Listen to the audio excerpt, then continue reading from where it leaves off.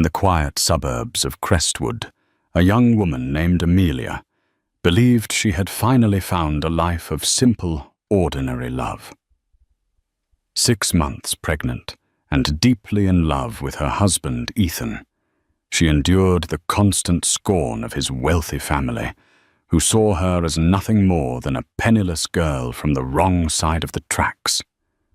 They had no idea who she really was. But one cold afternoon, in the city's most exclusive baby boutique, their scorn turns into a horrifying public spectacle.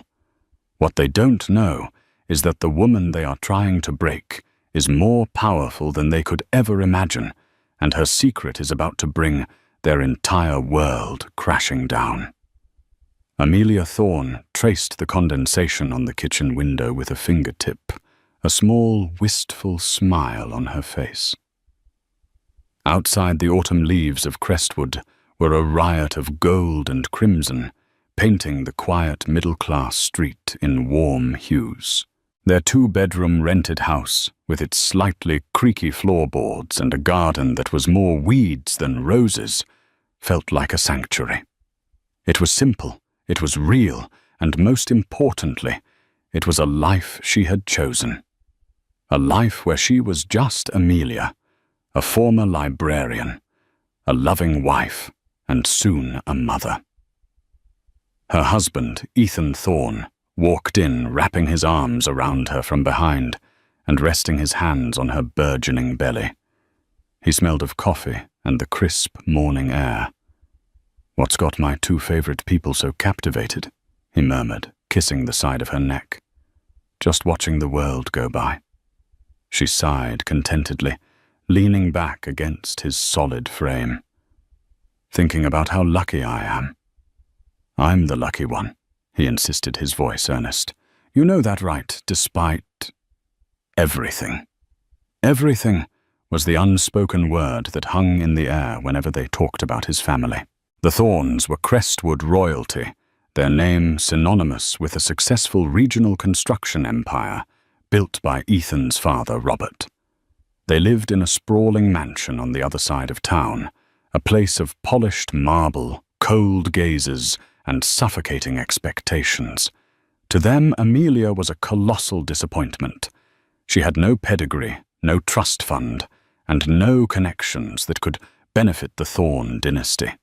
She was the librarian their Ivy League-educated son had inexplicably fallen for and married after a whirlwind romance. The matriarch, Beatrice Thorne, made her disdain for Amelia painfully clear. Every Sunday dinner was a trial by fire. Beatrice would comment on Amelia's simple dress sense, her lack of knowledge about the latest stock market trends, or her preference for novels over society galas. Each comment was a perfectly sharpened dart, aimed to remind Amelia that she didn't belong.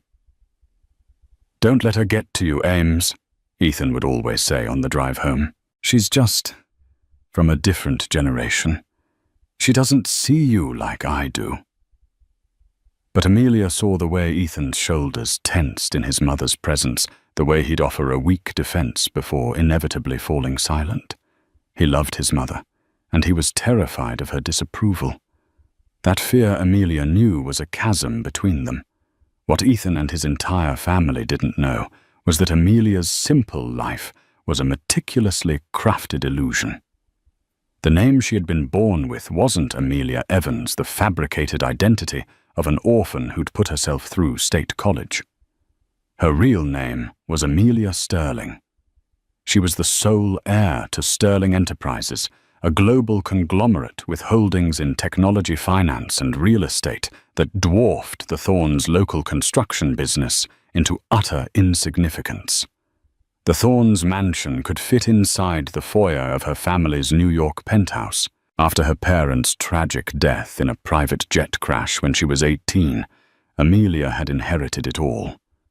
But the world of corporate takeovers of sycophants and fortune hunters had felt like a prison.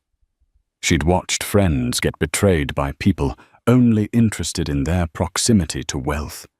She yearned for something genuine. So with the help of her family's most trusted advisor, the fiercely loyal Arthur Finch, she had created a new identity. She'd moved to a city where no one knew her, taken a quiet job at a library, and lived on a modest salary, determined to find someone who would love her for her heart and mind, not her bank account. And she had found Ethan. He was kind, charming, and when it was just the two of them, he made her feel like the most cherished woman in the world. She had fallen for him so deeply that she had convinced herself she could live in this fabricated world forever. Telling him the truth felt like a betrayal of the very foundation their relationship was built on. How could she explain that the financial struggles they'd argued over the broken-down car, the budget for the baby's nursery, were a complete charade on her part? He would feel like a fool, and their love, which she treasured more than any fortune, would be tainted. The ringing of her phone shattered the morning peace. The caller ID flashed Queen Beatrice. Amelia's smile tightened. Ethan saw her expression. Let it go to voicemail. She'll just keep calling, Amelia said, forcing a cheerful tone. She answered, putting the phone on speaker. Good morning, Beatrice. Amelia, I trust you're not still lazing about. Beatrice's clipped, icy voice filled the kitchen. I have decided we are going to La Petite Chérie this afternoon to select a suitable registry for the baby. My friends will expect a certain standard, and we can't have them thinking the first Thorne grandchild will be swaddled in polyester. Amelia's heart sank. La Petite Chérie was the most ostentatious, ridiculously expensive children's boutique in the city. A single pair of baby booties there cost more than their weekly grocery budget. Oh, that's very generous, Beatrice, but we were really hoping to keep things simple. We found some lovely things at a little shop downtown. Nonsense, Beatrice scoffed. You wouldn't know quality if it slapped you in the face. This is not up for debate. And I've also invited someone to help us. You remember Chloe Preston, don't you? Her taste is simply impeccable. Amelia's blood ran cold. Chloe Preston, Ethan's ex-girlfriend from college. The woman Beatrice had openly championed as the one who got away. Chloe was everything Amelia wasn't: blonde, polished from a family with a comparable if smaller fortune to the Thornes. Inviting her was not a kind gesture. It was a calculated act of cruelty. Mom, that's not appropriate, Ethan interjected, his voice firm for once. Why would you invite Chloe? Oh, don't be so dramatic, Ethan. Chloe and I are dear friends. She has wonderful insights into what a family like ours needs. It will be helpful. 2:00. Don't be late, Amelia. And for heaven's sake, try to wear something presentable. The line went dead. The silence in the kitchen was heavy. Ethan turned to Amelia, his face a mixture of apology and frustration. I'm so sorry, Ames. I don't know what she's thinking. I do, Amelia said softly, her hand instinctively cradling her belly. She's thinking about how to remind me that I'll never be good enough. She looked at him, her eyes pleading. Ethan, you have to say something to her. You have to tell her to stop. He ran a hand through his hair, a gesture she knew meant he was stressed and conflicted. I will. Of course I will. But you know how she is. It's better to just get through it. We'll go smile, let her feel like she's in control, and then we'll come home and laugh about it. It's not worth the fight. His words, meant to be placating, felt like a small betrayal. It was always easier to appease his mother than to defend his wife. Amelia swallowed the bitter taste of disappointment. She knew she had to go. To refuse would only give Beatrice more ammunition, painting her as ungrateful and difficult. She would go, she would endure, and she would count the minutes until she could return to her simple, safe world. She had no idea that the carefully constructed walls of that world were about to be blown apart, and the storm was gathering at the gilded doors of La Petite Chérie. The air inside La Petite Chérie was thick with the scent of lavender potpourri and old money. Everything was cream gold and pastel blue. Sunlight streamed through the floor-to-ceiling windows, glinting off crystal chandeliers and illuminating displays of hand-stitched cashmere onesies and miniature velvet rocking horses. It wasn't a store. It was a museum for the children of the 1%. Amelia felt a familiar wave of unease wash over her. It wasn't the opulence that bothered her. She had grown up surrounded by far greater luxury. It was the pretense. This world which Beatrice and Chloe navigated with the effortless grace of sharks in their natural habitat felt alien and suffocating. She smoothed down her simple navy blue maternity dress, suddenly feeling frumpy and out of place, just as Beatrice had intended. Beatrice and Chloe were already there, perched on a plush settee like a pair of regal vultures sipping sparkling water from delicate flutes. Beatrice was immaculate in a Chanel tweed suit, her silver hair perfectly coiffed. Chloe, a vision in a silk blouse and designer jeans, looked Amelia up and down with a pitying smile that didn't reach her cold, calculating eyes. "Amelia, darling, you made it," Beatrice said, her tone dripping with false sweetness. "We were just discussing cribs. The Versailles collection is simply to die for. Hand-carved mahogany with 24-carat gold leaf accents." She gestured towards a monstrously ornate crib that looked more like a papal throne than a place for a baby to sleep. It probably cost more than Ethan's car. "It's very grand," Amelia managed, forcing a polite smile. "But I was hoping for something a little more understated. Simpler." Chloe let out a tinkling, condescending laugh. "Oh, Amelia, you have to think about the optics. The first-born grandchild can't sleep in something from a chain store. It sends the wrong message." "What message is that?" Amelia asked, her voice quiet but firm. "That his parents love him for who he is, not what he's surrounded by." Beatrice's smile tightened. "The message is that his family has standards, something you seem determined to ignore." She stood up, gliding over to a rack of tiny outfits. "Now let's look at a coming-home outfit. Chloe, dear, you have such an eye for these things." For the next hour, Amelia was subjected to a masterclass in psychological warfare. Beatrice and Chloe moved through the store, picking up exorbitantly priced items and discussing them as if Amelia wasn't there. They talked about the importance of Italian leather shoes for a newborn who couldn't walk a sterling silver rattle that was a family heirloom in the making, and a stroller collaboration between a high-fashion house and a German engineering firm. Every suggestion Amelia made was immediately shot down with a condescending remark. "Oh no, dear. Cotton is so pedestrian. We need Sea Island cotton at the very least. A wooden high chair. How utterly rustic. No, it must be the transparent acrylic one, so much more chic." Ethan, who had arrived a few minutes after Amelia, stood awkwardly by the door, trying and failing to steer the conversation towards something more reasonable. "Mom, maybe we should look at the price tags," he suggested weakly at one point. "Don't be vulgar, Ethan," Beatrice snapped without looking at him. "Price is not a concern when it comes to my grandchild." Amelia felt a growing sense of isolation.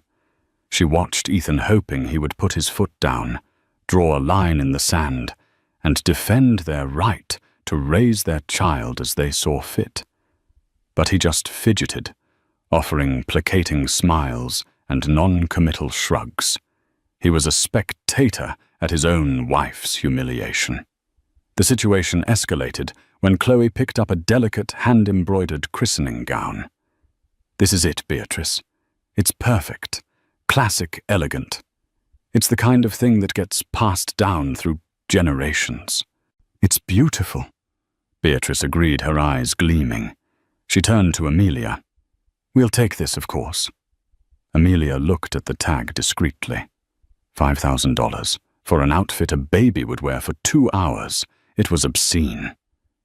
Beatrice, that's incredibly generous, but we can't accept that, Amelia said, her voice strained. It's far too much. Nonsense, it's a gift, Beatrice said dismissively. It's not just the money. Amelia insisted, her patience wearing thin. It's not us. We want our child to grow up with grounded values, to understand the worth of things, not just the price. Chloe scoffed, stepping closer. What would you know about values? From what I hear, your entire life has been about latching on to people with more than you. First a scholarship, then a man with a promising future. This is just the next logical step, isn't it? Securing the Thorn inheritance for your child. The accusation, so blatant and venomous, struck Amelia like a physical blow. She felt the blood drain from her face. She looked at Ethan, her eyes silently screaming at him to intervene, to say something to stop this. Ethan cleared his throat.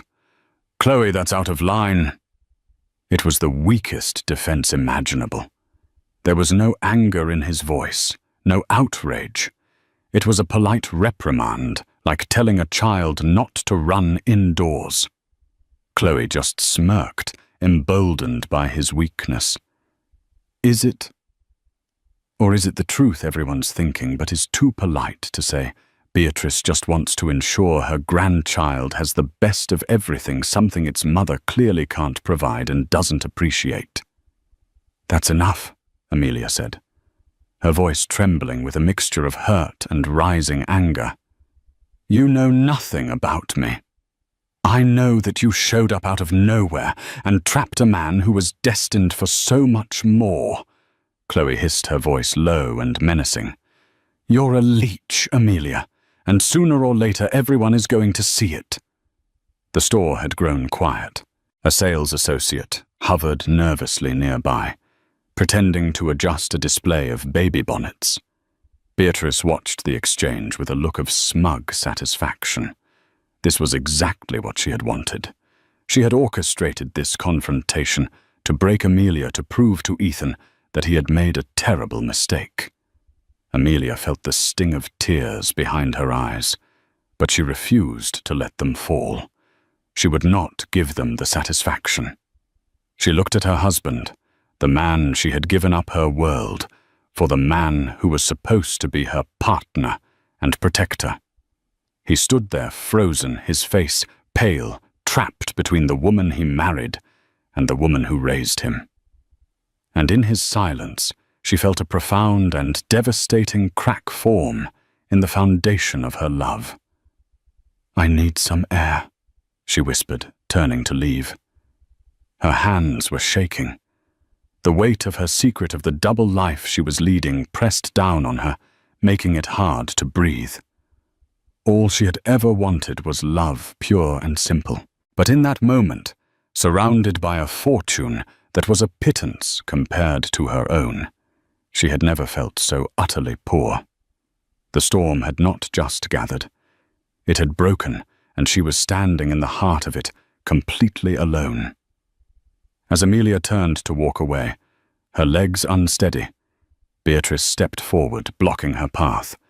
The older woman's face was a mask of cold triumph. Running away, Beatrice said, her voice loud enough for the other patrons in the boutique to hear. How typical. You can't handle a simple discussion about what's best for your own child. This isn't a discussion, Amelia retorted, her voice shaking but gaining a steely edge. This is an ambush, and I will not be a part of it. She tried to step around Beatrice, but Chloe moved to her other side, hemming her in.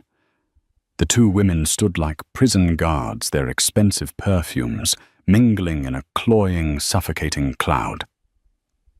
Don't be so dramatic, Chloe purred, picking a piece of imaginary lint from Amelia's dress. We're just trying to help you. It must be so overwhelming trying to fit into a world you're not accustomed to. All these choices, all these prices. She let the last word hang in the air, a deliberate insult. A well-dressed woman browsing nearby glanced over her expression, a mixture of curiosity and pity. The sales associates were now openly staring. Amelia felt a hot flush of shame creep up her neck. This was a public spectacle, and she was the main attraction. "I am perfectly capable of choosing items for my own baby," Amelia stated, her jaw tight. "And I don't need help from you." "Oh, I think you do," Chloe said, her voice turning sharp and cruel. She gestured around the store. "You walk in here in your sensible little dress, looking at things you could never possibly afford. Are you hoping that if you just stand near them long enough, some of the class will rub off? Or are you just trying to figure out which items you can pressure Ethan into buying so you can sell them later?" The accusation was so vile, so utterly baseless, that it momentarily stunned Amelia into silence. Beatrice seized the opportunity, addressing the store manager, who was now cautiously approaching. "Danielle, I do apologize for the scene. My daughter-in-law is under some strain. She's not used to this kind of environment. I'm afraid she may be feeling a little lightheaded." It was a masterful move, painting Amelia as not only poor, but emotionally unstable. Danielle, the manager, gave Amelia a nervous professional smile. "Of course, Mrs. Thorne. Can I get you a glass of water, ma'am?" What she needs is a reality check. Chloe snapped, her patience for the charade gone. She snatched a glass of sparkling water from a nearby tray and, with a flick of her wrist, accidentally sloshed its contents down the front of Amelia's navy dress. The cold liquid soaked through the fabric instantly, and Amelia gasped, stumbling back. The dress, now dark and wet, clung uncomfortably to her baby bump. It was a petty juvenile act, but in the context of the public setting, it was utterly debasing. "Oh, clumsy me," Chloe exclaimed with theatrical shock, though her eyes danced with malicious glee. "I'm so sorry." "That's it," Ethan finally said, his voice cracking with a mix of anger and panic as he rushed forward. "We're leaving. Chloe, that was uncalled for." "Oh, relax, Ethan," Beatrice said, waving a dismissive hand. "It's just water. It will dry. Amelia is being overly sensitive." But it wasn't just water. It was the final stinging drop in an ocean of humiliation. Amelia looked down at her ruined dress, at the smug faces of the two women who despised her, and then at her husband. He was holding out a hand to her, but his eyes were darting around the store, more concerned with the audience than with her. He wanted to defuse the situation, to escape the embarrassment. He wasn't defending her honor. He was managing a public relations crisis. In that moment, something inside Amelia, something she had been carefully protecting, finally shattered. The fantasy of their simple, perfect life evaporated, revealing the ugly truth beneath. She had made herself small and powerless for this man, and when she needed him most, he was not her shield. He was just another bystander. With a newfound, chilling calm, she ignored Ethan's outstretched hand. She looked directly at Beatrice, her voice low and steady, devoid of the tremor it held just moments before. "You have no idea what you've just done." Beatrice let out a short, sharp laugh. "Is that a threat?" "From you, don't be ridiculous. What could you possibly do?" "Complain to Ethan." "Cut up my credit cards for this registry." The store manager, Danielle, looking deeply uncomfortable, stepped between them. "Perhaps we should all just take a moment. I think you should be careful who you're speaking to." "Danielle," Chloe interjected, pointing a manicured finger at Amelia. "This woman is clearly unstable. For all we know, she could be trying to cause a scene to get something for free. You should probably check her bag on the way out." The suggestion that she was a potential shoplifter was the final unforgivable blow. The humiliation was complete. It burned in her cheeks and coiled like a snake in her stomach. Amelia didn't say another word. She met Ethan's panicked gaze one last time, and what he saw in her eyes made him flinch. The warmth, the adoration, the gentle love he took for granted, it was all gone. In its place was a vast, cold emptiness that mirrored the Arctic chill in her voice. She turned on her heel, her back ramrod straight. She walked past the displays of ludicrously expensive baby clothes, past the gawking customers and the nervous staff. She didn't run. She walked with a slow, deliberate grace that was more powerful than any outburst. Every head turned to watch her, this heavily pregnant woman in a soaking wet dress, leaving a trail of stunned silence in her wake. When she reached the heavy glass doors, she pushed them open and stepped out into the bright, indifferent afternoon sunlight. She did not look back. She took out her phone, her fingers moving with unshakable purpose across the screen. She selected a number from her contacts, a name Ethan had never seen, and pressed the call button. The phone was answered on the first ring. "Arthur," she said, her voice as clear and hard as a diamond. "It's me." There was a pause on the other end, then a voice calm and deeply respectful. "Amelia, is everything all right?" "No," she replied. The city sounds of Crestwood fading into a dull hum in her ears. "I'm done. I want you to come here. Right now. And I want you to bring everything. It's time for the Thorns to learn who they've been dealing with." Less than 15 minutes later, a sleek black Rolls-Royce Phantom purred to a stop in front of La Petite Chérie, its presence on the quaint, boutique-lined street as subtle as a thunderclap. The car was so profoundly out of place that it brought traffic to a near standstill. Pedestrians stopped and stared, pulling out their phones to take pictures. Back inside the boutique, the atmosphere was thick with a strange mix of residual tension and awkwardness. Beatrice and Chloe were attempting to resume their shopping, their voices artificially bright, but the energy of their victory had dissipated. Ethan stood by the window, pale and agitated repeatedly, trying to call Amelia's phone, only to be sent to voicemail each time. The store manager, Danielle, hovered nearby, unsure of what to do. The boutique's glass door swung open, and a man in his late 50s stepped inside. He was dressed in a bespoke Savile Row suit that fit him like a second skin.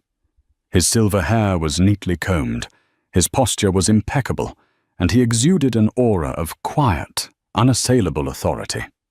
This was Arthur Finch, the CEO of the Sterling family office, and the man who had been Amelia's guardian mentor and fiercest protector since her parents' death. He was followed by two other individuals in similarly sharp business attire, a man and a woman who carried leather portfolios. Arthur's gaze swept across the store, coolly assessing the scene before his eyes landed on Beatrice and Chloe. He then glanced at the large dark stain on the floor, where Amelia had stood, and his expression, already stern, hardened into granite. "May I help you?" Danielle, the manager, asked, approaching him hesitantly. "I'm here to see my employer," Arthur said, his voice calm but resonant, commanding the attention of everyone in the room. He walked directly towards the small group. Beatrice looked him up and down with a disdainful frown. "I believe you're mistaken. We haven't hired any new staff." Arthur ignored her completely. His eyes locked onto Ethan. "Mr. Thorne, I am Arthur Finch. I am here on behalf of my employer and your wife, Amelia Sterling." The name hung in the air, electric and foreign. Ethan just stared, his mind struggling to process the words. Sterling, I don't understand. Her name is Thorne. It was Evans. Evans was a name of convenience, Arthur stated flatly. A name she adopted to live a life of peace and anonymity. A life she hoped would allow her to be loved for herself, not for her name or her net worth. It appears she was tragically mistaken. Chloe let out a derisive snort. Sterling. What is this, some kind of joke? Did she hire an actor to come and scare us? How pathetic. Arthur turned his piercing gaze on her. He didn't raise his voice. He didn't have to. Ms. Chloe Preston, daughter of Edward Preston of Preston Real Estate. Your father's company is currently seeking a $60 million bridge loan from North Star Bank to finance your new condominium project, the Summit at Crestwood Heights. Is that correct? Chloe's smug expression faltered. How do you know that? I know that, Arthur said, opening his portfolio with a soft click. Because Sterling Financial Group is the majority shareholder of North Star Bank. As of 10 minutes ago, on the authority of Ms. Sterling, your loan application has been permanently denied due to character concerns regarding your company's associates. He slid a document across the counter to her. Here is the official notification. Chloe's face went white as a sheet. She snatched the paper, her hands trembling as she read it. Arthur then turned his attention to Beatrice, who was watching him with a mixture of disbelief and dawning horror. Mrs. Beatrice Thorne, your husband's company. Thorne Construction was recently awarded the exclusive contract for the infrastructure development of the new Sterling Technologies corporate campus being built just outside this city. It is, I believe, the largest contract in your company's history. A company maker, I believe Robert called it. Beatrice's jaw went slack. The Sterling campus was the talk of the town, a multi-billion-dollar project that was going to transform the regional economy. That contract, Arthur continued, his voice dropping to a glacial chill, contained a standard morality clause. Given your public harassment and assault of a senior executive and principal owner of Sterling Enterprises, namely your daughter-in-law, you are in breach. The contract is hereby terminated effective immediately. All Thorne assets and personnel are to be off-site by morning. He placed another document in front of her. Our legal team will be in touch regarding the recovery of our initial mobilization payments. No, Beatrice whispered, shaking her head. No, this can't be. Oh, but it is, Arthur said. And finally, this charming little boutique, La Petite Chérie. He looked at Danielle, the manager, who seemed to have shrunk by several inches. A lovely establishment. So lovely, in fact, that Ms. Sterling's private equity firm, Sterling Capital, acquired the parent company that owns this retail chain 6 months ago. As the new beneficial owner, Miss Sterling is exercising her right to terminate your franchise agreement due to your staff's failure to ensure a safe and respectful environment for all customers. Particularly, he added with a pointed look, the owner. The room was utterly silent, save for the sound of Chloe's ragged breathing. The power dynamic had not just shifted. It had been annihilated in a nuclear blast of wealth and influence so vast it was incomprehensible. Ethan finally found his voice, a strangled, desperate sound. Where is she? Where is Amelia? Arthur looked at him with an expression of profound disappointment.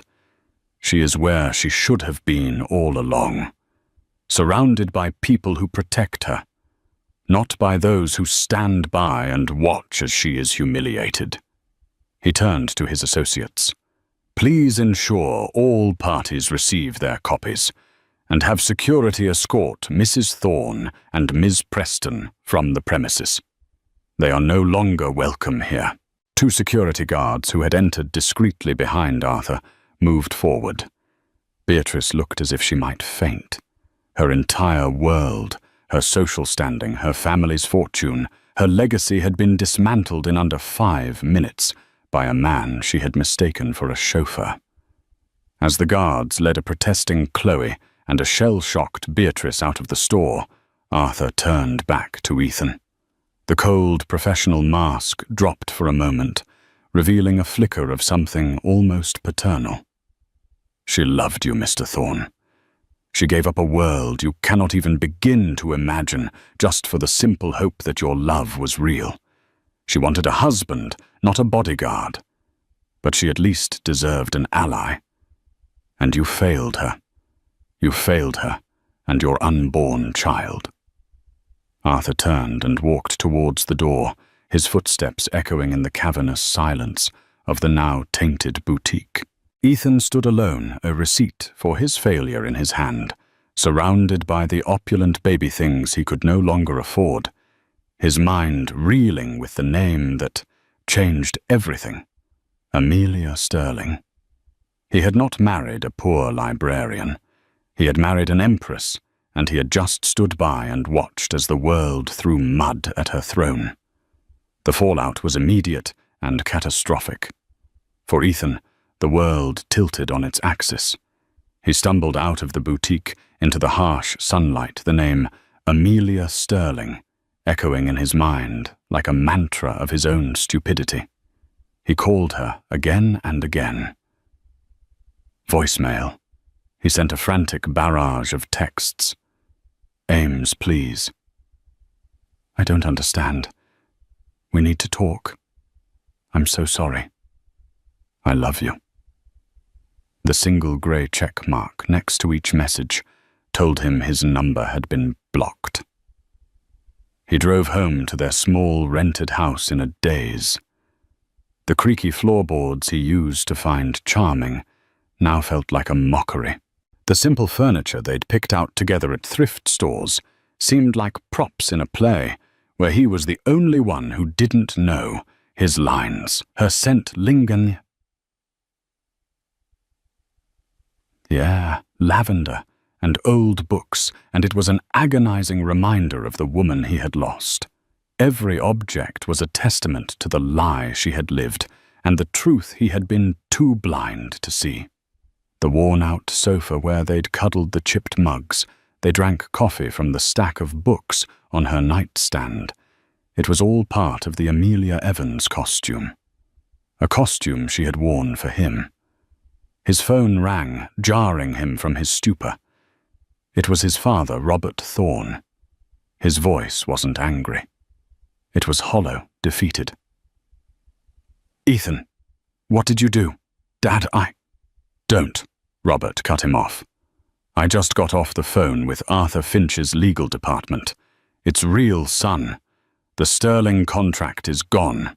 They're calling in our credit lines. Her bank froze our operating accounts. We're ruined, Ethan. Decades of work gone. Because your mother couldn't be civil to your wife. Because you let it happen. The weight of his father's words crushed him. This wasn't just about his marriage anymore. He had allowed his mother's petty cruelty to detonate a bomb that had vaporized his family's legacy. He spent the rest of the day in a frantic haze trying to piece things together. A quick search for Amelia Sterling opened a digital Pandora's box. There she was in photos from years ago, on the arm of her father, the legendary titan of industry David Sterling. Pictured at charity galas in Paris, ribbon-cutting ceremonies in Tokyo, and economic forums in Davos. Her face was younger, her eyes guarded, but it was unmistakably her. The articles called her the vanished heiress, the billion-dollar ghost, speculating for years about where she had gone after her parents' death. She hadn't vanished. She had been hiding in plain sight with him. Meanwhile, Beatrice and Chloe were experiencing their own personal apocalypses.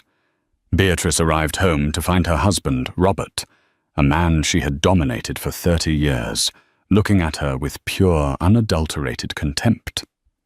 The shouting match that ensued was legendary, its echoes felt by the household staff, who suddenly began polishing their resumes. The foundation of their marriage, built on wealth and social status, crumbled now that both were gone. For Chloe, the humiliation was more public. The news of her father's loan denial spread through the tight-knit real estate community like wildfire. The Summit project, her pet endeavor, was dead on arrival. Her father, a proud and ruthless businessman, was apoplectic. The phone call she received from him was not one of fatherly concern, but of cold commercial fury. She had cost him a fortune and made an enemy of a financial power he didn't even know was in the game. Her social standing, propped up by the illusion of influence, evaporated overnight. Friends stopped answering her calls. Party invitations were rescinded. She was a pariah. The story, as it always does in wealthy circles, began to leak. Whispers turned into gossip, and gossip turned into a full-blown scandal. The tale of how Beatrice Thorne and Chloe Preston had publicly humiliated a pregnant woman in a baby boutique, only to discover she was the secret billionaire who owned the store. The bank and the contract that kept their families afloat was too delicious not to share. The Thornes became a laughingstock, a cautionary tale whispered over champagne and canapes at the country club they would soon no longer be able to afford. That evening, consumed by a desperate soul-crushing guilt, Ethan drove to his parents' mansion. He found his mother sitting alone in the cavernous living room, a glass of untouched brandy in her hand, staring blankly at the dark fireplace. "He's going to leave me," she said, her voice brittle. "Your father. After 40 years. He said I've destroyed everything." Ethan felt a flicker of pity, but it was quickly extinguished by the memory of Amelia's face in the boutique. "You did, Mum," he said, his own voice hollow. "You destroyed it. You pushed and you bullied and you tormented the kindest, most gentle person I have ever known. For what? Because she wasn't rich enough for you." Beatrice looked up at him, her eyes red-rimmed and filled with a venomous fury. She lied to us. She deceived all of us. She played us for fools. No. Ethan yelled, his control finally snapping. She wasn't playing us. She was testing us. She gave up everything to see if someone could love her for who she was, not for what she had. She gave me that chance, and I failed. But you couldn't stand the thought of her being happy. You had to tear her down, because she wasn't from your world. The irony is, her world is so far above yours you can't even comprehend it. You were a bug trying to insult a star. He sank into a chair opposite her, the fight draining out of him, replaced by a vast, empty sorrow. I love her, Mom. I love her so much, and I let this happen. I stood there, and I let you and Chloe tear her apart. And now she's gone. I've lost her. I've lost my child. The realization hit him with the force of a physical blow. His child, a son or daughter who would be born into a world of unimaginable privilege, a world he was no longer a part of, a child who would know him only as the man who failed their mother. The reckoning was not just financial, it was moral. Ethan Thorne finally understood the true nature of his weakness. It wasn't just about his fear of his mother. It was a fundamental flaw in his own character. He had valued peace over principle, comfort over courage. He had loved Amelia, yes, but he had not cherished her. He had not protected her. And in the world of the truly powerful, a world, Amelia Sterling inhabited, such failures were not easily forgiven. He had lost his wife, his family's fortune, and his self-respect in a single afternoon. The price of his silence had been everything. While the Thorne family's world imploded, Amelia Sterling's world was being meticulously reassembled. She wasn't at one of her family's sprawling estates in the Hamptons or a secluded villa in Lake Como. She was in a place that felt more like home than any of them, the penthouse apartment atop the Sterling Enterprises headquarters in downtown Crestwood, a sleek tower of glass and steel that she had commissioned herself. The apartment was a masterpiece of minimalist design, all clean lines, neutral colors, and breathtaking panoramic views of the city. Yet it felt sterile, impersonal. It was a fortress, not a home. For the first few days, Amelia did very little. She ate the meals her private chef prepared. She listened to the updates from Arthur about the swift and total dismantling of the Thornes' financial standing, and she spent hours sitting by the window, one hand on her belly, watching the tiny cus move along the streets below. She didn't feel triumph or vindication. She felt a profound, aching emptiness. The simple life she had craved had been a beautiful dream, but the ending was a nightmare. The man she loved had failed her in the most fundamental way. The revelation of her identity wasn't a gotcha moment. It was the tragic admission of a failed experiment. She had wanted to be loved for herself, and the test results were in she wasn't. Or at least her husband's love wasn't strong enough to withstand the slightest pressure. On the fourth day, Arthur Finch found her in the expansive home office, staring at a blank computer screen. "The Thorne accounts are settled," he said gently. "We've left them with the mansion and a modest pension for Robert. They won't starve, but their influence is gone." Amelia nodded, not looking at him. "And Ethan? He has been trying to reach you through every conceivable channel. He's left messages with my office, with the legal team, even with the building's concierge. They are remorseful. Remorse is easy when you've lost everything," she said, her voice flat.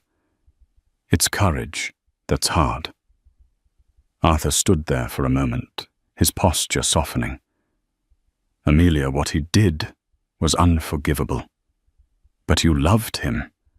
This pain you're feeling, locking yourself away, will not make it disappear."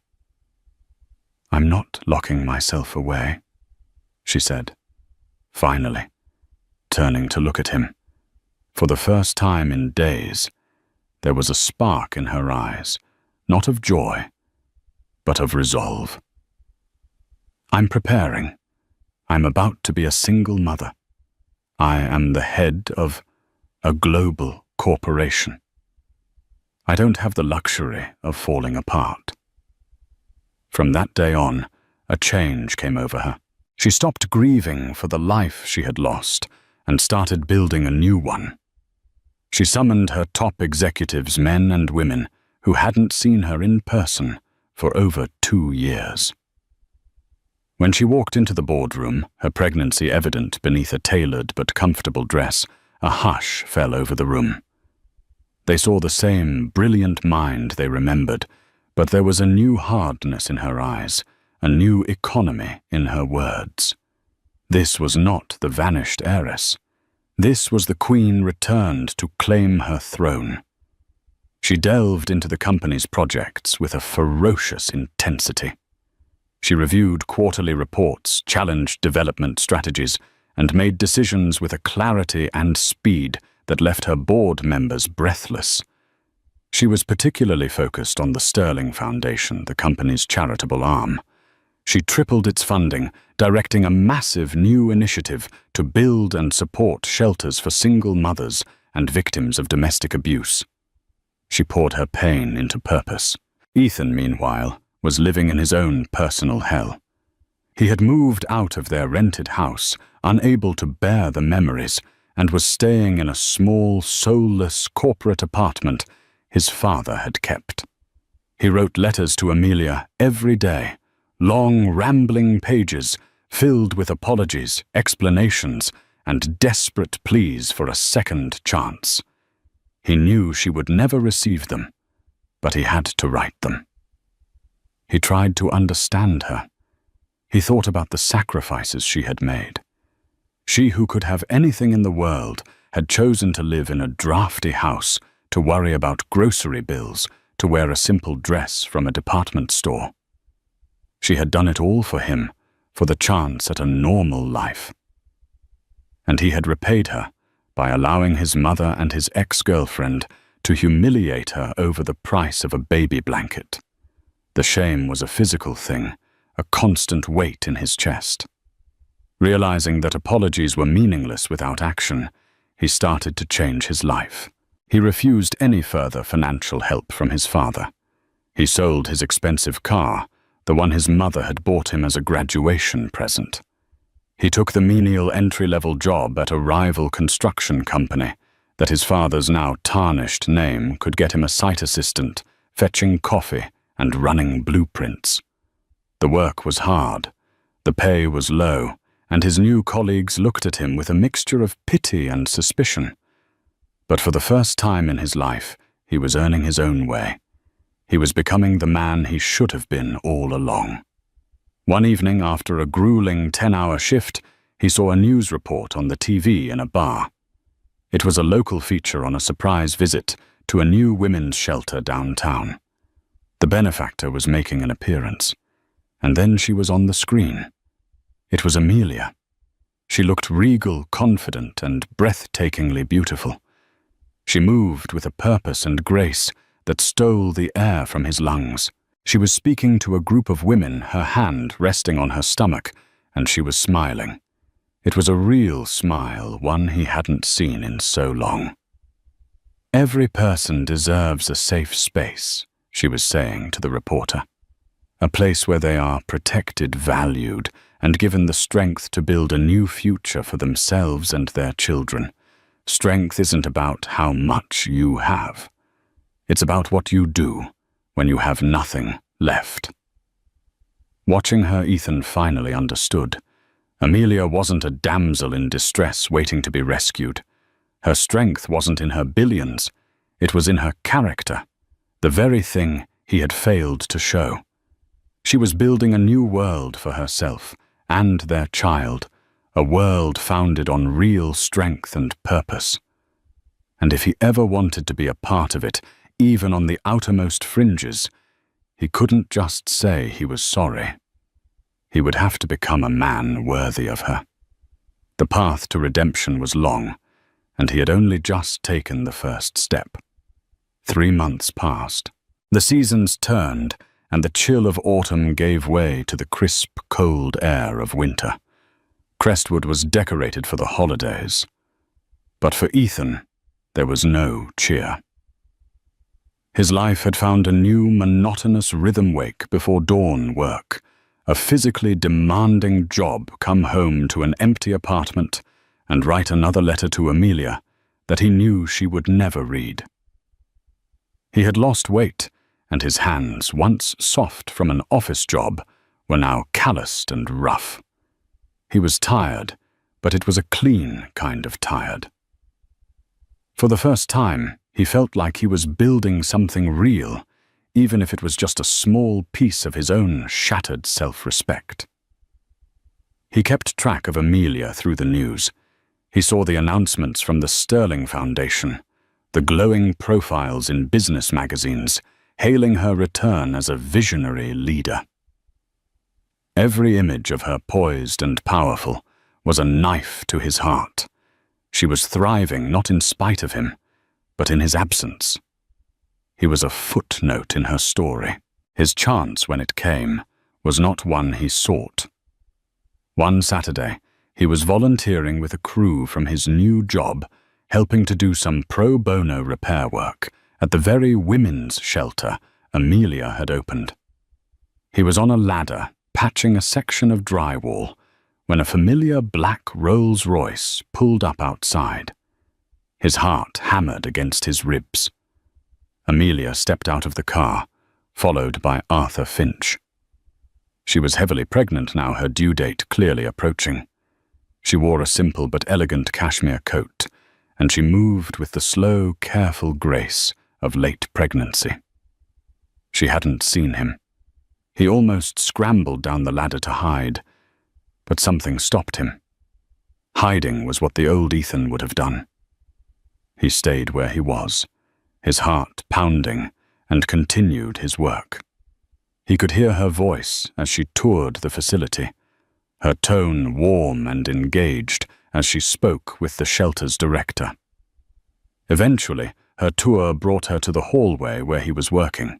"And the repairs on this wing are coming along wonderfully," the director was saying. "A local construction company has been donating their time on weekends. Their men work incredibly hard." Amelia stopped, her eyes scanning the work, and then she saw him. Their gazes locked across the hallway. For a long moment, the world seemed to stop. He saw a flicker of surprise in her eyes, then something unreadable. Not anger, not pity, but a deep, quiet watchfulness. He looked a mess. He was covered in drywall dust, his hair was matted with sweat, and his clothes were spattered with paint.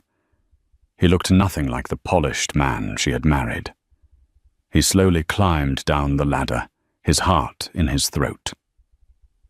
Arthur Finch took a half step forward, his hand instinctively moving as if to shield her, but Amelia subtly raised a hand to stop him.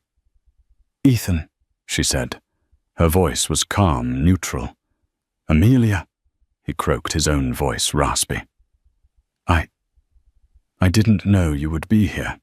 This is one of my projects. I visit often," she replied. She looked at his hands, at his work clothes. "The director tells me you're a volunteer." "My company is," he clarified. "I'm just one of the crew. It's a good place. They do important work." The small talk felt absurd, like two strangers making conversation in an elevator. An uncomfortable silence fell between them. He had 1,000 things to say, 1,000 apologies rehearsed in the lonely darkness of his apartment. But looking at her now, so serene and self-possessed, words felt cheap and inadequate. So instead of speaking, he reached into the back pocket of his dusty jeans and pulled out a worn, slightly crumpled envelope. It was the first letter he had written, the one he had carried with him every day, like a penance. He held it out to her. "I know you don't want to hear from me," he said, his voice thick with emotion. "And I don't expect you to read this. I don't expect anything. But I needed you to have it. It says everything I was too weak and too stupid to say before." She looked at the envelope, then back at his face. She saw the exhaustion in his eyes, the genuine remorse etched into the new lines around them. She saw a man who had been stripped of his privilege and had not, to her surprise, crumbled. Slowly she reached out and took the envelope. Her fingers brushed his, and the brief contact sent a jolt through him. "The baby is due in 3 weeks," she said softly, changing the subject. "It's a girl." Tears sprang to Ethan's eyes, and he hastily wiped them away with a dusty hand. "A girl," he whispered. Is she healthy?" "She's strong," Amelia said, and a small, sad smile touched her lips. "Like her mother." It wasn't forgiveness. It wasn't an invitation back into her life. But it was something. It was a door, once slammed shut and bolted, being cracked open just a sliver. "I want her to have a father, Ethan." Amelia continued, her gaze unwavering. "But she needs a father who is a good man. A strong man. Not a man who is afraid of his mother or of what people think. A man who stands up for what is right, no matter how hard it is." "I'm trying," he said, his voice breaking. "Amelia, I swear I am trying to be that man." She held his gaze for a moment longer, then gave a slight nod. "I'll read your letter," she said. She turned to Arthur. "We should go." As she walked away, Ethan stood rooted to the spot, watching her go. He hadn't gotten his wife back. He hadn't fixed the damage he had done. But he had been seen. She had seen his effort. And for the first time in months, a tiny, fragile seed of hope began to take root in the barren wasteland of his heart. The road ahead was uncertain. A shared love had been shattered by a terrible betrayal. But now, with the impending arrival of their daughter, there was a reason to build something new from the wreckage. Not a return to the past, but a new beginning, founded not on a beautiful lie, but on a difficult, hard-earned truth. It would be a future built on her terms, guided by her strength, and he knew with every fiber of his being that he would spend the rest of his life trying to be worthy of it. That afternoon wasn't a fairy tale ending, but the start of a new, more honest chapter. Ethan's journey was far from over, and Amelia's trust was not something easily won back. But with a child on the way, their story was no longer just about them.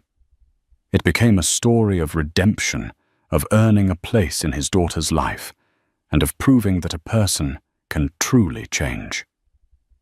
Amelia, now a powerful leader and a soon-to-be mother, would navigate this new path with the same strength and grace she had shown all along, building a future on her own terms. What do you think? Can someone who has failed so spectacularly ever truly redeem themselves? Can trust once so completely broken ever be rebuilt?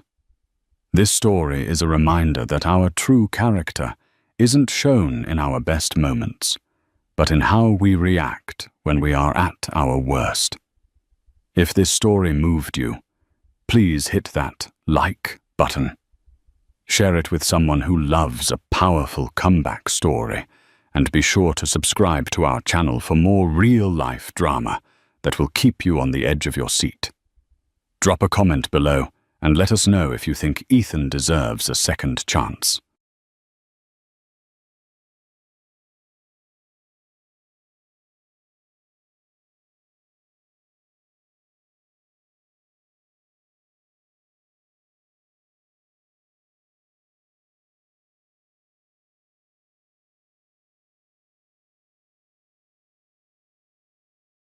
Millionaire meets a 5-year-old boy. By accident, never imagining it would lead him back to ex-wife. The sharp, rhythmic click of Ethan Walsh's polished leather shoes echoed through the grand lobby of the Waldorf Astoria, Chicago. The evening's charity gala was his creation, an event designed to celebrate his company's recent milestone, securing its place as one of the fastest-growing tech firms in the country. The crystal chandeliers above bathed the room in a soft golden glow, while servers in crisp black uniforms weaved through the crowd with trays of champagne. On the surface, it was a night to remember. Yet, for Ethan, it was just another meticulously planned event in a string of obligations that filled his calendar. He stood by the massive floor-to-ceiling windows, a half-empty glass of bourbon in his hand, looking out at the shimmering Chicago skyline. The city lights sparkled like stars, a sprawling testament to human ambition. Ethan had always loved this view. It was a reminder of how far he had come. From a cramped apartment in Logan Square to a penthouse overlooking Millennium Park, his journey had been nothing short of extraordinary, but tonight the view felt distant, almost hollow. At 36, Ethan Walsh was the kind of man who commanded attention without trying. His sharp jawline, neatly trimmed beard, and tailored charcoal suit gave him an air of effortless sophistication.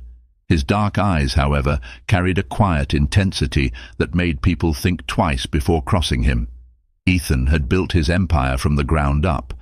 His company, Neurotech, revolutionized AI-driven solutions for urban infrastructure, a field that earned him both accolades and immense wealth. To the outside world, he was a man who had it all: money, power, and influence. But those who knew him truly knew him, understood that his success had come at a cost. "Ethan, the mayor's looking for you." Laura Bennett, his assistant, said as she approached. Her tone was professional but familiar, a reflection of their years working together. Ethan turned, giving her a faint smile. "Let him wait. I need a moment." Laura hesitated. She knew Ethan well enough to recognize the weight in his voice. "Sure," she said, stepping back, though her expression betrayed her concern. Alone again, Ethan sipped his bourbon, the warmth spreading through his chest, doing little to ease the ache beneath it. Nights like these reminded him of how far he'd drifted from who he used to be. Somewhere along the way, amid the late nights, the endless deals, and the relentless climb, he'd lost something he couldn't quite name. The sound of laughter pulled Ethan's attention to a nearby group of guests. A young couple stood at the center, their fingers intertwined, their faces lit with unrestrained joy. The sight struck him unexpectedly, like a punch to the chest. He looked away quickly, but the memory had already surfaced, unbidden and unwelcome. Amelia Harper. The name was a whisper in his mind, as familiar and as painful as an old wound. It had been over a decade since she'd walked out of his life, leaving behind only a brief note. "I'm sorry, Ethan. This is for the best." He had read those words so many times that they were etched into his memory. Amelia had been his first love, his everything during a time when he had nothing. They'd met at a local coffee shop where she worked part-time while studying to become a teacher. Her warmth and optimism had been a balm to his struggling younger self. She believed in him when no one else did, urging him to chase his dreams. For years, they were inseparable. He had planned a life with her, a future that included long walks by the lake, a house filled with laughter, and the kind of love that could weather any storm. But then she was gone, leaving only unanswered questions and a gaping hole in his heart. Ethan's grip on the glass tightened.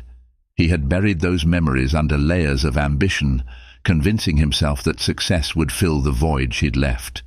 But no amount of money, power, or accolades could erase the ache of what might have been. "Ethan," Laura's voice interrupted his thoughts again. She had returned, her expression now tinged with urgency. "The auction is starting. They need you to announce the opening bid." "Of course," Ethan replied, slipping the mask of composure back into place. He set his glass down and straightened his tie before following her to the stage. As he stepped into the spotlight, the room erupted in applause. He flashed the crowd a practiced smile, his words smooth and confident as he welcomed them to the evening's festivities. Yet, as his gaze swept over the audience, something or someone caught his eye. In the far corner of the room stood a woman with long chestnut hair, her back to him as she adjusted the tie of a small boy by her side. For a brief moment, time seemed to slow. The woman turned slightly, just enough for Ethan to catch a glimpse of her profile. His heart stuttered. It couldn't be. "Amelia?" Ethan faltered, his polished speech briefly interrupted. He quickly recovered, but his mind was racing. What was she doing here?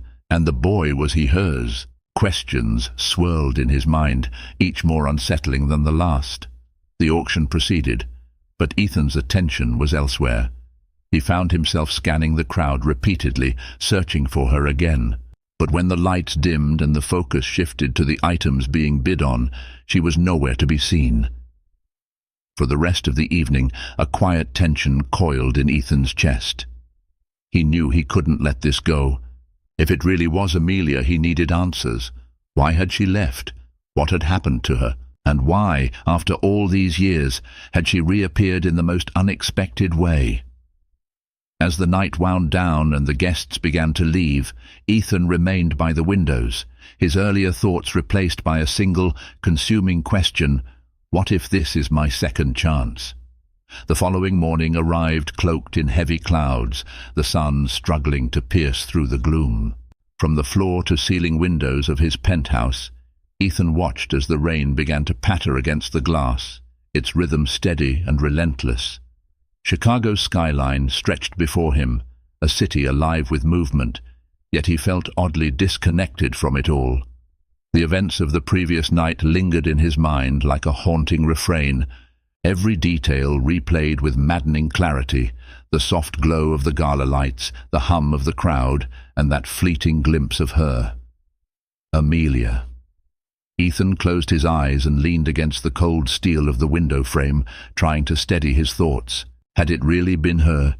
Or had his mind conjured her image out of a cruel sense of nostalgia? After all, it wasn't the first time he'd thought he'd seen her, only for reality to dash his hopes. But this time felt different. The moment had been too vivid to dismiss. "Mr. Walsh, your 10 a.m. is waiting in the conference room." Laura's voice crackled through the intercom, cutting through his reverie. Ethan sighed, running a hand through his neatly combed hair. The day's schedule was packed, as usual. Meetings, investor calls, and a late lunch with a potential partner, all things that required his full attention. But his mind refused to stay present. After a beat, he pressed the button to respond. Push it back by 30 minutes. A brief pause on the other end. Laura's tone was measured but carried a hint of exasperation. "Understood. I'll reschedule." Ethan didn't miss the subtle reprimand in her voice, but he didn't care. There was a more pressing matter at hand. He turned to his phone, scrolling through the contacts until he found Laura's name. A quick text followed. "Find out if Amelia Harper was at the gala last night. Discreetly." The message was short, direct, and left little room for interpretation. Laura, efficient as always, would uncover the truth. Ethan just hoped he was ready to face it. By the afternoon, the rain had slowed to a drizzle, leaving the city slick and gleaming under the muted light. Ethan's phone buzzed with an incoming text as he stepped into his car, the sleek black interior, a sanctuary from the outside world.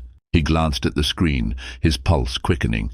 Amelia Harper confirmed to be at the gala, attended as a guest of the Harper Foundation, a small non-profit focused on educational outreach. She left early with a child, approximately 5 years old. No further details yet. The message was clinical, typical of Laura's style. But to Ethan, it read like a bolt of lightning. She'd been there. It hadn't been his imagination. And the child, was he hers? The timing made sense, didn't it? 5 years. The thought settled uncomfortably in his chest. If the boy was hers, why hadn't she told him? Ethan couldn't shake the urgency building within him. He had spent years burying his feelings for Amelia, convincing himself that the past was better left where it belonged. But now, with her reappearance, old wounds were reopening. There was a part of him that demanded answers, not only for the questions she had left him with, but also for the emotions she had reignited. He dialed Laura's number, his fingers tightening around the phone as it rang. "Mr. Walsh," Laura answered crisply. "Do you have her address?" Ethan asked without preamble, his voice sharper than intended. Laura hesitated. "I do." "Are you sure this is a good idea?" Ethan's jaw tightened. "Just send it to me." Another pause. Then, reluctantly, she replied, "I'll text it to you, but I think you should think about what you're hoping to achieve here." Ethan ended the call without responding. He wasn't sure what he was hoping to achieve. Closure, clarity, or maybe just the chance to see her again, to understand why she'd vanished from his life and why her reappearance now felt like a challenge to everything he'd built. By late afternoon, Ethan found himself driving through a neighborhood that was worlds apart from the gleaming skyscrapers and bustling streets of downtown Chicago. The houses here were modest but well kept, their front yards dotted with flower beds and bicycles. It was a place that felt lived in, comfortable and warm in a way his life hadn't been for years. He pulled up to a small 2-story house, painted a soft shade of blue, the address Laura had sent him. His hands gripped the steering wheel as he stared at the house, the weight of what he was about to do settling heavily on his chest. Through the front window, he saw movement. Amelia. She was in the living room, folding what looked like a stack of children's clothes. She looked just as he remembered her, though her features carried a quiet weariness now. Her long chestnut hair was tied back, a loose strand falling against her cheek. She was smiling faintly, her expression soft and maternal. Ethan's throat tightened. For a moment, he considered turning around and leaving. Maybe Laura was right. Maybe this was a mistake. But then he saw the boy Charlie dart into the room, his laughter carrying faintly through the closed windows. Amelia bent down, ruffling his hair as she spoke to him. The sight made Ethan's heart ache in a way he hadn't anticipated. He opened the car door, stepping out into the damp air. The path to the house felt longer than it was, every step weighted with doubt and hesitation. When he finally reached the door, he paused, his hand hovering over the knocker. What would he even say? Before he could decide, the door opened suddenly, and there she was, Amelia Harper, standing mere feet away. Her smile froze, her eyes widening in shock as she took him in. "Ethan," she breathed, her voice barely above a whisper. For a long moment neither of them spoke. The rain had stopped, but the world felt suspended in time, the space between them heavy with unspoken words and unresolved emotions. Finally, Ethan broke the silence. "Hello, Amelia. It's been a long time." Amelia's grip on the edge of the door tightened as she stared at Ethan, the color draining from her face. It wasn't just shock. It was the weight of a decade's worth of unspoken truths crashing down on her all at once. Her lips parted as if to speak, but no words came. Ethan's gaze, sharp and searching, pinned her in place. "Amelia," he said again, his voice softer this time, but the tension beneath it was unmistakable. "I didn't think I'd ever see you again." She swallowed hard, her hand trembling slightly as she pushed the door open wider. "Ethan, what are you doing here?" He hesitated for a fraction of a second before stepping forward. "I think you know why I'm here." Amelia's eyes darted toward the living room, where the muffled sound of a cartoon played. The thought of Charlie overhearing this conversation made her chest tighten. She shifted her weight, leaning subtly to block Ethan's view of the inside. "This isn't a good time," she said quickly, her tone more defensive than she intended. "You should go." But Ethan wasn't moving. His jaw clenched and his gaze flickered toward the window, where he had seen her and Charlie just minutes before. "Not until we talk. I have questions you owe me answers to." Amelia flinched at the words, the truth of them hitting harder than she expected.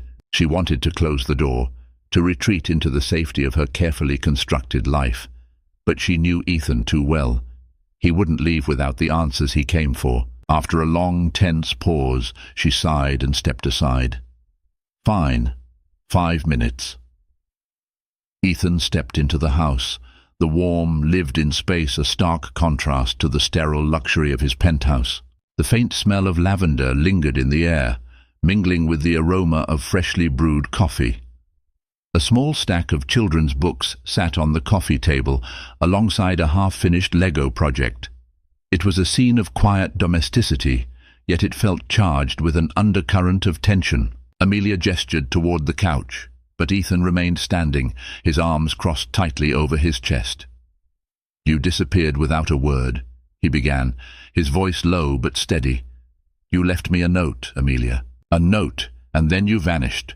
She folded her arms, her gaze falling to the floor. "I didn't think you'd come all this way just to rehash the past." "The past?" Ethan's voice rose slightly, the raw edge of his emotions breaking through. "Do you think this is just about the past?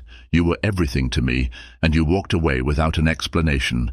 I spent years trying to understand what I did wrong." Amelia looked up sharply, her eyes brimming with a mix of anger and regret. "You didn't do anything wrong, Ethan." "Then why?" he pressed, taking a step closer. "Why did you leave? Why didn't you tell me?" His voice caught, his eyes flickering toward the hallway. "Why didn't you tell me about him?" Amelia's breath hitched, her chest tightening as the question she'd feared finally came to light. Her instinct was to deny it, to deflect, but she knew it was futile. Ethan wasn't a man who backed down easily, and the look in his eyes told her he wouldn't accept anything less than the truth.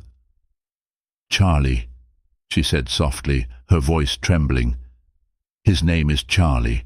Ethan's face paled, his expression unreadable as the weight of her words settled in. "He's mine, isn't he?" It wasn't a question. It was a statement, spoken with quiet certainty. Amelia hesitated, the silence between them stretching unbearably. "Yes," she finally admitted, her voice barely above a whisper. "He's your son." Ethan exhaled sharply, running a hand through his hair as he turned away. The revelation hit him like a tidal wave, crashing over him with a force he hadn't anticipated. His mind raced, trying to piece together the implications of what she had just said. 5 years, he said finally, his voice thick with emotion. "You've had 5 years to tell me, Amelia. Why didn't you? Why didn't I deserve to know?" Tears welled in Amelia's eyes as she stepped closer. "Because I was scared, Ethan. Scared of what it would mean for both of us. You were just starting your company. You had so much on your plate. I didn't want to ruin everything you worked for." "Ruin?" Ethan turned back to her, his expression a mixture of disbelief and anger. "You think telling me I had a son would have ruined me? Amelia, you took away my chance to be there for him, to be his father." Before Amelia could respond, a small voice called from the hallway. "Mom, who's here?" Amelia's head snapped toward the sound, panic flashing across her face. Ethan followed her gaze to see Charlie peeking around the corner, his messy brown hair and curious eyes strikingly familiar. The sight of the boy sent a jolt through Ethan's chest, the resemblance undeniable. "Hey, buddy," Amelia said quickly, her voice softening as she crouched down to meet Charlie's gaze. "This is an old friend of mine. He just stopped by to say hello." Charlie's eyes flickered to Ethan, his small hand clutching the edge of the wall. "Hi," he said shyly, his voice barely audible. Ethan's throat tightened as he crouched down, trying to meet the boy's gaze. "Hi, Charlie," he said, his voice gentler than before. "It's nice to meet you." Charlie nodded, his eyes darting between his mother and Ethan. "Are you staying for dinner?" Amelia's breath caught, and she quickly shook her head. "No, honey. Mr. Walsh was just leaving." Ethan straightened, his jaw tightening at the dismissal. "Actually, I think there's more we need to talk about," he said, his tone leaving no room for argument. Amelia's eyes narrowed slightly, a silent warning passing between them. "Charlie, why don't you go finish your puzzle in the living room? I'll be right there." The boy hesitated but eventually nodded, disappearing back down the hallway. As soon as he was out of earshot, Amelia turned to Ethan, her voice low and urgent. "You don't just get to walk in here and demand answers. And you don't get to shut me out again," Ethan shot back. "I have a right to know my son. You don't get to take that away from me." Amelia's shoulders slumped, the fight draining out of her. "I didn't mean to hurt you, Ethan," she said softly. "I was just trying to do what I thought was best. For Charlie. For you." Ethan's expression softened slightly, though the tension in his jaw remained. "You don't get to decide what's best for me, Amelia. That's not how this works." Silence stretched between them, heavy with the weight of their shared history. Finally, Ethan exhaled, his voice quieter but no less firm. "I want to be part of his life. I don't know what that looks like yet, but I'm not walking away from this, from him." Amelia nodded slowly, her eyes glistening with unshed tears. "Okay," she said finally, "but this has to happen on Charlie's terms. He's my first priority." Ethan nodded, the faintest hint of a smile tugging at the corner of his mouth. "Mine too." For the first time, a fragile truce settled between them. It wasn't perfect, it was far from it, but it was a start. And for now, that was enough. The air in Amelia's living room was heavy, charged with unspoken tension, as Ethan settled into the worn armchair across from her. The cozy space was a stark contrast to his sleek, modern penthouse, a room filled with warmth, from the mismatched cushions on the couch to the stack of children's books balanced precariously on the side table. Every detail spoke to the life Amelia had built without him, and every detail reminded Ethan of how much he'd missed. Amelia sat across from him, her posture stiff, her hands clasped tightly in her lap. The quiet was broken only by the faint sound of Charlie's voice in the next room. humming as he pieced together his puzzle. Ethan's eyes flickered toward the doorway, drawn to the sound. "Does he know?" Ethan finally asked, his voice low. Amelia looked away, her fingers tightening around each other. "No," she admitted. "He doesn't know about you." The words stung, sharper than Ethan expected. He leaned forward, his elbows resting on his knees. "Why not? You've had 5 years, Amelia." Her head snapped up, her eyes flashing with a mixture of guilt and defiance. "Because it wasn't that simple," she said, her voice trembling. "You think I wanted to keep this from him, from you. I didn't. But I couldn't just—" She stopped, exhaling shakily. "You don't understand how hard it was." "Then help me understand," Ethan pressed, his voice softening but still firm. "Why did you leave, Amelia? Why did you decide I didn't deserve to know?"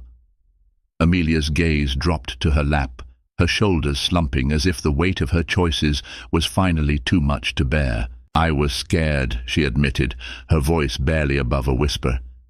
"You were just starting Neurotech.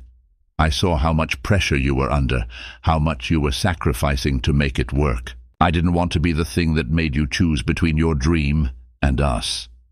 Ethan's jaw tightened, his frustration bubbling beneath the surface. "You think I wouldn't have chosen you, chosen our family?" "I didn't know," she said, her voice breaking. "You were so focused, so determined to succeed. And I told myself that if I told you, you'd feel trapped or worse, you'd resent me for holding you back." Ethan leaned back, running a hand through his hair as he tried to process her words.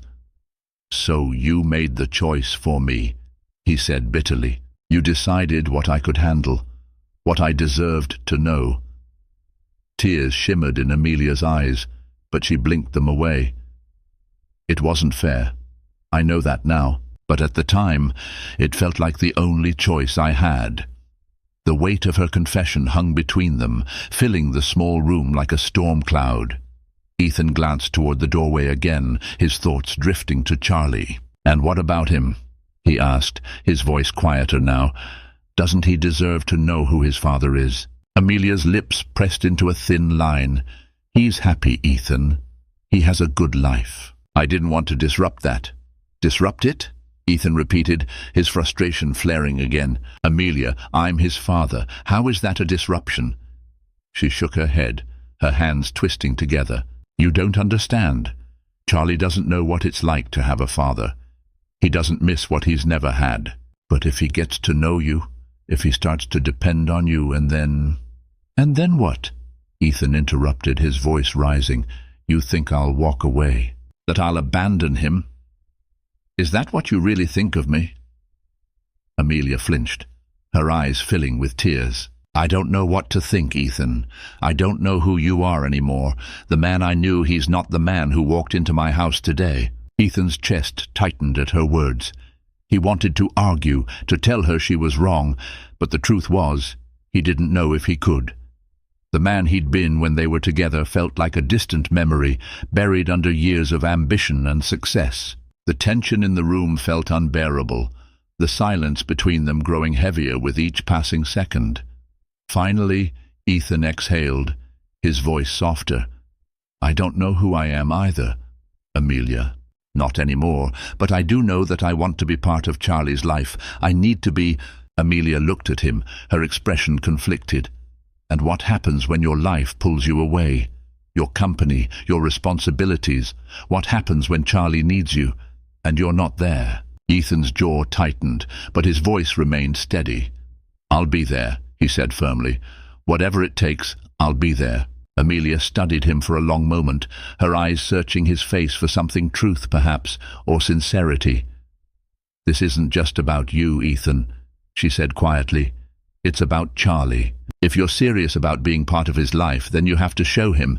You can't just walk in and expect everything to fall into place." "I don't expect it to be easy," Ethan replied, "but I'm willing to do the work, whatever it takes." Before Amelia could respond, the sound of small footsteps echoed from the hallway. Charlie appeared in the doorway, clutching a small toy car in his hands. His curious gaze shifted between Ethan and his mother. "Mum," he asked, his voice hesitant.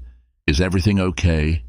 Amelia forced a smile, her voice softening. Everything's fine, sweetie. Mr. Walsh and I were just talking. Charlie nodded, his attention shifting to Ethan. Are you staying for dinner? He asked again, his earlier question lingering like an unspoken invitation. Ethan hesitated, his heart tightening at the boy's innocent question. He glanced at Amelia, searching her face for permission. She looked torn, but eventually nodded. Only if it's okay with you, Ethan said, crouching slightly to meet Charlie's gaze. Charlie grinned, his excitement clear. Okay, we're having spaghetti. It's my favorite. Ethan smiled faintly, the tension in his chest easing just a little. I think I might like spaghetti too. Dinner was a quiet affair, the clinking of forks and the occasional laughter from Charlie, the only sounds that filled the room. Ethan found himself watching the boy closely, noting the small details, the way his nose scrunched when he concentrated, the way his eyes lit up when he talked about his favorite toys. Every moment felt surreal, like seeing a reflection of himself in someone he was only just beginning to know. Amelia remained guarded, her gaze flickering between Ethan and Charlie, with a mixture of caution and something else, hope, perhaps, or fear of hoping too much. As the evening wore on, Ethan felt the first flicker of something he hadn't felt in years: connection. It was fragile, tentative, but it was there. And for the first time, he began to believe that maybe, just maybe, there was a way forward. The hum of the evening settled like a blanket over the house as Amelia cleared the dinner table. The clatter of plates and silverware filled the quiet space, a stark contrast to the tense conversations that had unfolded earlier. Ethan remained seated at the table, his gaze fixed on the doorway where Charlie had disappeared minutes earlier to grab one of his toys. He looked distant, his thoughts a storm of questions, emotions, and uncertainty. Amelia placed a dish in the sink, wiping her hands on a towel before turning to him. Her posture was guarded, her arms crossing instinctively over her chest. "You don't have to stay," she said softly, though there was no hostility in her tone. "I'm sure you have things to get back to." Ethan shook his head, his expression resolute. "I'm staying.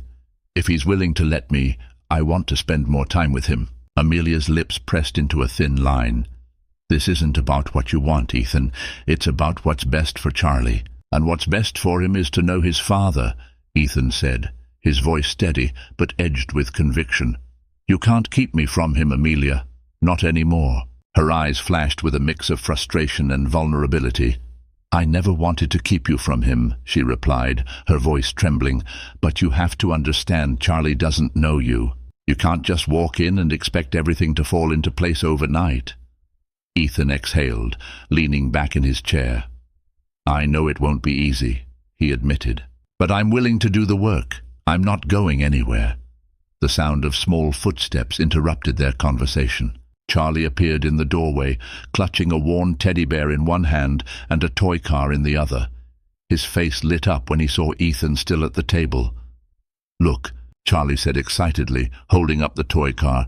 "It's my favorite. It goes super fast." Ethan forced a smile, his earlier tension melting at the sight of the boy's enthusiasm. "That's a pretty cool car," he said, crouching slightly to meet Charlie's eye level. "Do you want to show me how fast it goes?" Charlie nodded eagerly, rushing over to the table and setting the car down. He pushed it across the surface, his laughter bubbling up as it skidded to a stop near Ethan's hand. For a moment, the weight of the evening lifted, replaced by the simple joy of a child's excitement. Amelia watched from the kitchen, her heart tightening at the sight. It was a scene she had envisioned so many times over the years, Charlie bonding with his father, sharing moments of joy and discovery. But seeing it now, in real life, was almost too much to bear. She turned back to the sink, gripping the edge tightly as she tried to steady her emotions. As the evening wore on, the tension in the room eased slightly. Charlie continued to chatter about his toys, his favorite cartoons, and the friends he played with at school. Ethan listened intently, nodding and asking questions that seemed to delight the boy. "Do you have a teddy bear?" Charlie asked suddenly, holding up his own for emphasis. "Mine's name is Captain Fluffy." Ethan chuckled softly. I used to have one when I was your age. His name was Mr. Snuggles. Charlie giggled, the sound filling the room with warmth. Mr. Snuggles. That's a funny name. Amelia, who had just returned to the table, couldn't help but smile faintly at the exchange. It was a small moment, but it carried a weight she couldn't ignore. "Charlie," she said gently, kneeling beside him. "It's time to get ready for bed, sweetheart." Charlie's face fell slightly, his excitement dimming. "But I want to play more." "We can play again," Ethan said quickly, his voice kind but firm. "Next time, okay." Charlie's eyes brightened at the promise. "Really? Really?" Ethan said, nodding. "I'll come back soon." As Amelia guided Charlie down the hall to his room, Ethan remained at the table, his hands resting on his lap. The house felt quieter now, the energy shifting as the reality of the situation settled over him again. He had spent years building an empire, making decisions that affected thousands of people, but this building a relationship with his son felt like the most important challenge of his life. When Amelia returned, her expression was guarded once more. She leaned against the doorway, her arms crossed. "He likes you," she said softly, her voice laced with both hope and caution. Ethan looked up at her, his gaze steady. "I like him too. He's incredible." A faint smile touched her lips, but it faded quickly. "This won't be easy, Ethan, for any of us." "I don't expect it to be," he replied. "But I'm not giving up, Amelia. I lost too much time already." Her eyes flickered with emotion, but she quickly masked it. "You'll need to take it slow," she said. "Charlie's life has been steady, predictable. If you come in too fast, it'll overwhelm him." Ethan nodded, understanding the unspoken warning in her words. "I'll follow your lead. Just don't shut me out." Amelia hesitated, her defenses wavering. "I won't," she said finally, her voice barely audible. As Ethan stepped outside, the cool night air hit him like a breath of clarity. The stars were faint against the city's glow, but the quiet suburb felt miles away from the chaos of downtown Chicago. He climbed into his car, gripping the steering wheel tightly as he stared at the house in his rearview mirror. The evening had been a small step forward, but it was just the beginning. There were still so many questions, so many uncertainties. But for the first time in years, Ethan felt a spark of hope that he could be the father Charlie deserved, and maybe, just maybe, find his way back to the life he'd once dreamed of. As he drove away, the image of Charlie's bright smile lingered in his mind, a beacon guiding him toward the future he was determined to build. The days that followed were a delicate balancing act, with Ethan navigating the uncertain terrain of building a relationship with Charlie while trying to repair the shattered bridge between himself and Amelia. Every interaction felt like stepping onto thin ice. One wrong move, and everything could crack beneath him. For Ethan, patience had never been his strength. His life had been built on quick decisions, bold risks, and relentless ambition. But with Charlie, he found himself slowing down, learning to match the boy's rhythm rather than imposing his own. It was a humbling, disarming experience, one that left Ethan both exhilarated and terrified. True to his word, Ethan returned to Amelia's house the following weekend. He arrived early, carrying a small gift for Charlie, a beginner's art set he had chosen, after Laura subtly suggested it might align with Charlie's interests. The quiet suburban street felt more familiar this time, though the nervous energy in his chest was just as strong. Amelia opened the door, her expression cautious but soft.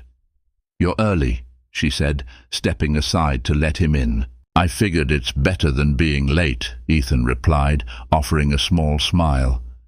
Charlie came bounding down the hall moments later, his face lighting up when he saw Ethan. "You came back," he exclaimed, rushing forward. Ethan crouched to meet him, holding out the wrapped gift. "Of course I did. I told you I would." Charlie's eyes widened as he tore into the paper, revealing the art set. "Wow. Thank you, Mr. Walsh," he said, his excitement bubbling over. Ethan hesitated for a moment, then said gently, "You can call me Ethan if you want." Charlie paused, considering it for a moment before grinning. "Okay, Ethan." Amelia watched the exchange from a distance, her arms crossed as if to shield herself from the emotions stirring within her. The way Charlie beamed at Ethan, the easy rapport between them, it was everything she had feared and hoped for all at once. As Charlie busied himself with his new art supplies at the kitchen table, Amelia motioned for Ethan to join her in the living room.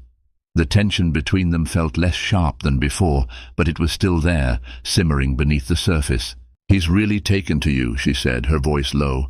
Ethan nodded, his gaze lingering on Charlie. "He's an incredible kid. You've done a great job raising him." Amelia's lips twitched into a faint smile, but it didn't reach her eyes. "I tried my best," she said, her tone heavy with unspoken regret. "But he's never had this. A father. I want to change that," Ethan said firmly. "I know I can't make up for lost time, but I'm here now, and I'm not going anywhere." Amelia turned to him, her eyes searching his face for something sincerity, perhaps, or reassurance. "Ethan, this isn't just about showing up. It's about consistency. Charlie needs to know he can count on you, even when things get hard." "I understand," Ethan said, his voice steady. "I'm not the man I was 10 years ago, Amelia. I've made mistakes, but I've also learned from them. I won't let him down." Amelia's expression softened slightly, though the guardedness in her eyes remained. "For his sake, I hope you mean that." As the day unfolded, Ethan found himself drawn deeper into the world Amelia had built. He listened as Charlie chattered about his favorite superhero, his best friend at school, and the big picture he wanted to draw with his new art set. Ethan couldn't help but marvel at the boy's boundless energy and curiosity, but there were quieter moments, 2 moments, when Ethan caught glimpses of Amelia's life, the sacrifices she had made to raise Charlie on her own. He noticed the worn edges of her furniture, the faint circles under her eyes, and the stack of lesson plans on the dining table. She had built a life for herself and Charlie, one that was simple but filled with love. Later in the afternoon, as Charlie napped on the couch, Ethan and Amelia sat on the porch. The late autumn breeze carried the scent of fallen leaves, and the golden light of the setting sun cast long shadows across the yard. "You've done a lot for him," Ethan said quietly, breaking the silence. "I can see how much you've sacrificed." Amelia looked out at the street, her hands clasped tightly in her lap. "He's my world," she said softly. "Everything I've done was for him." Ethan hesitated, then asked, "Do you ever regret it?" Leaving, her breath caught, and for a moment she didn't respond. When she finally spoke, her voice was barely above a whisper. "I regret the way I did it. I regret not trusting you enough to tell you the truth. But I don't regret choosing Charlie." Ethan nodded, her words cutting deeper than he expected. "I wish you had trusted me," he said, his voice heavy with emotion. "I would have been there, Amelia, for both of you." She turned to him, her eyes filled with a mixture of sorrow and hope. "Maybe you would have," she said quietly, "but we'll never know. All we can do now is figure out how to move forward."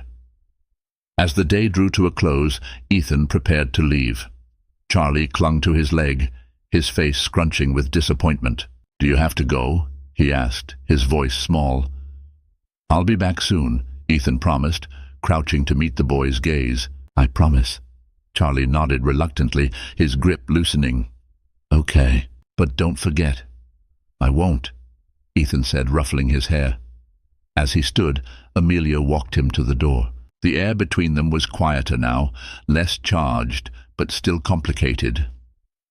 Just as Ethan stepped outside, Amelia hesitated. "There's something you should know," she said, her voice trembling slightly. Ethan turned back, his expression wary.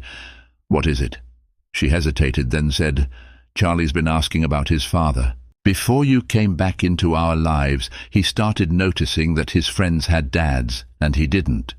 I told him his father was someone who cared about him, but couldn't be with us." Ethan's chest tightened at her words. "Why are you telling me this now?" "Because," she said, her voice breaking, "I need you to understand how much this matters to him. You can't just be a visitor in his life, Ethan." If you're going to stay, you have to stay." Her words hung in the air, heavy with meaning. Ethan nodded slowly, his voice firm. "I'm staying." Amelia searched his face for a moment, then stepped back inside. As the door closed, Ethan stood on the porch, the weight of her words settling over him like a storm cloud. He had made a promise, not just to Charlie, but to himself, and he intended to keep it. The days after Ethan's promise were a quiet test of his determination. Each visit to Amelia's home became a new thread in the delicate fabric of their relationship, a slow weaving of trust between the man he had become, the woman she had fought to be, and the boy who brought them together. But the journey was anything but easy. One brisk Saturday morning, Ethan arrived at Amelia's house carrying a small toolbox. Charlie had mentioned wanting to build a birdhouse after seeing one in his neighbor's yard, and Ethan had decided to surprise him. As he walked up the steps, the sound of Charlie's laughter drifted through the open window, warming the crisp air. Amelia opened the door, her expression neutral but her eyes betraying a trace of curiosity.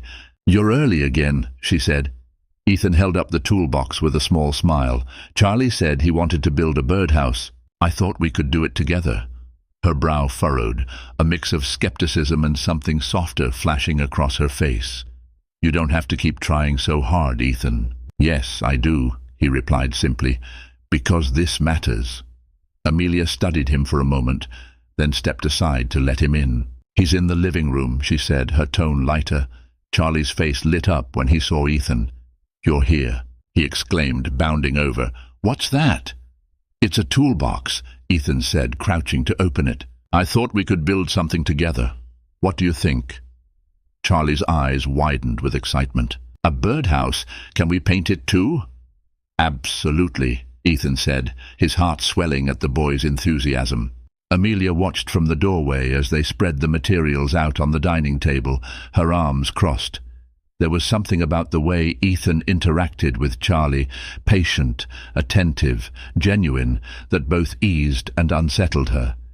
It was a glimpse of the man she had loved, but it was also a reminder of the years he hadn't been there.